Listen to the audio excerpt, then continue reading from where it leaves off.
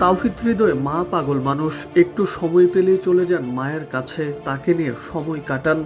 Cancer আক্রান্ত মায়ের চিকিৎসায় নিজের সর্বোচ্চ দিয়েই চেষ্টা করে যান। অনেকদিন ধরে হৃদয়ের ইচ্ছা মায়ের জন্য একটা গাড়ি কিনবেন।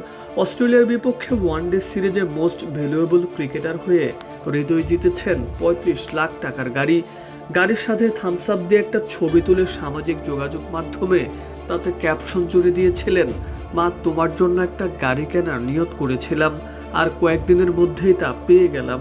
অদ্ভুত না? মায়ের জন্য নিয়ত বলে কথা, আল্লাহই জিতিয়ে দিয়েছেন তাওহিদ হৃদয়কে।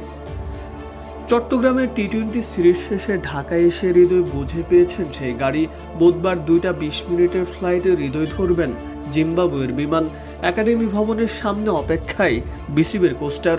হৃদয় হাত ইশারা করে বোঝালেন কোস্টারে নয়, আমি যাব মায়ের জন্য জেতা গাড়িতে।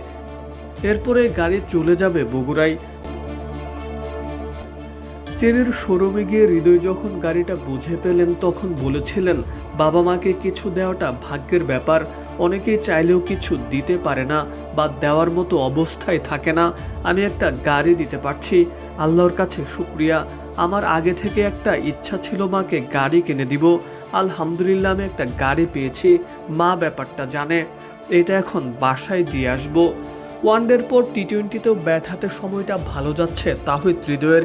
জিম্বাবুয়েতে এবার হয়তো সাদা পোশাকেও অভিষেকটা হয়ে যাবে তার। লাল বলেও হৃদয় নিজেকে প্রমাণ করুক, মায়ের দোয়া যার জন্য আছে তাকে ঠেকানোর সাধ্য আছে কার।